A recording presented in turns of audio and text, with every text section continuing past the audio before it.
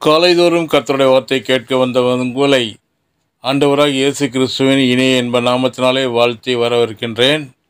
இன்றைக்குரிய தியானம் கலாத்தியர் 3வது அதிகாரம் 13வது வசனம். மரத்திலே துக்கப்பட்டவன் எவனும் சபிக்கப்பட்டவன் என்று எழுதி இருக்கிறபடி கிறிஸ்து நமக்காக சாபமாகி நியாயப்பிரமாணத்தின் சாபத்திற்கு நம்மை நீக்கலாக்கி மீட்டு கொண்டார். ஆண்டவராகிய இயேசு தமது சிலுவை பாடுகள் மூலமாக நம்மை எல்லா சாபத்திற்கும் நீக்கலாக்கி மீட்டு கொண்டார் என்று இந்த வசனத்திலே பார்க்கின்றோம். மீட்டு கொண்டார் என்ற பதத்தை கவனியுங்கள். மீட்கப் போகிறார் என்று எழுதப்படவில்லை. அநேக ஆவிக்குரிய மக்கள் மீட்டு கொண்டார் என்பதை விசுவாசிப்பதற்கு பதிலாக 2ஆம் வருகையிலே கர்த்தர் மீட்டு கொள்ளப் போகிறார் என்று நம்பிக்கொண்டிருக்கின்றார்கள். மீட்பு எதிர்காலத்திலே நடக்கப் போகிறது என்று நம்புகிறபடியால் நிகழ்காலத்திலே அவர் விடுதலையும் வெற்றியும் இல்லாதவர்களாய் வாழ்ந்து கொண்டிருக்கிறார்கள். மக்களுடைய நல்வாழ்வு அவர்கள் எதை விசுவாசிக்கிறார்கள் என்பதை பொறுத்து அமைகிறது.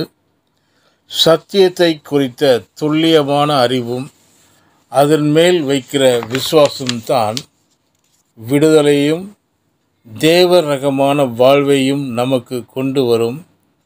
சத்தியமும் நாம் மீட்கப்பட்டிருக்கிறோம் என்று சொல்கிறது. இன்றைக்கு இயேசு மரித்து உயிர்த்தெழுந்தாரே, அன்றைக்கு பாவத்தில் வாழ்கின்ற மனிதர்களுக்கும் மீட்பு ஆயத்தமாக்கப்பட்டு விட்டது. என்றைக்கு ஒரு மனிதன் இயேசுவை ஆண்டவராக ஏற்றுக்கொள்கின்றானோ அன்றைக்கே தேவன் உண்டு பண்ணி வைத்திருக்கிற மீட்பு அவனுக்கு கொடுக்கப்பட்டிருக்கிறது என்பது தான் சத்தியம். அநேகர் தங்களுடைய முயற்சிகளினாலே தேவனுடைய ஆசீர்வாதங்கள் தங்களுக்கு வந்து கிடைக்கிறது என்று நம்புகிறார்கள். அது முற்றிலும் தவறு. தேவனுடைய ஆசீர்வாதங்கள் எல்லாம் இயேசு சிலுவையிலே பட்ட பாடுகள் அடிப்படையில் நமக்கு வருகிறது.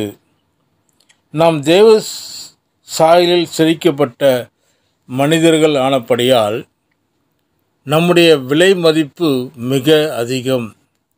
வெறும் பொன்னையோ வெள்ளியையோ கொடுத்து நம்மை பிசாசின் கரத்திலிருந்து மீட்க முடியாது.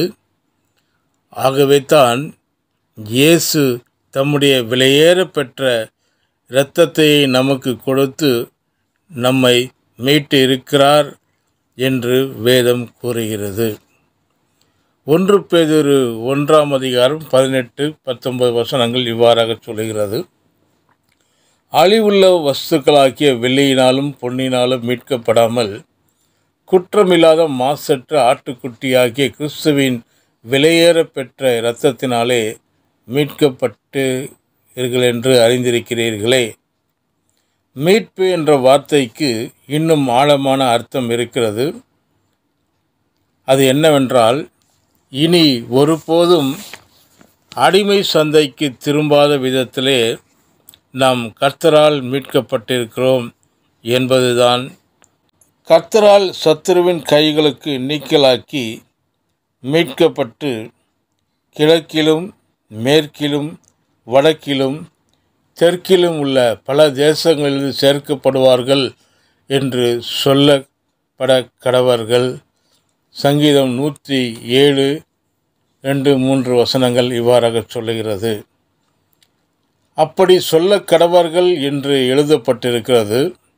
எப்படி சொல்ல கடவர்கள் என்று கேட்டால், நாம் கர்த்தரால் மீட்கப்பட்டிருக்கிறேன் என்று சொல்ல கடவர்கள்.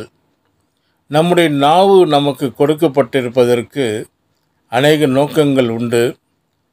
அதிலே பிரதானமானது தேவனுடைய சத்தியங்களை அறிக்கை செய்வதுதான் மிக முக்கியமாகும்.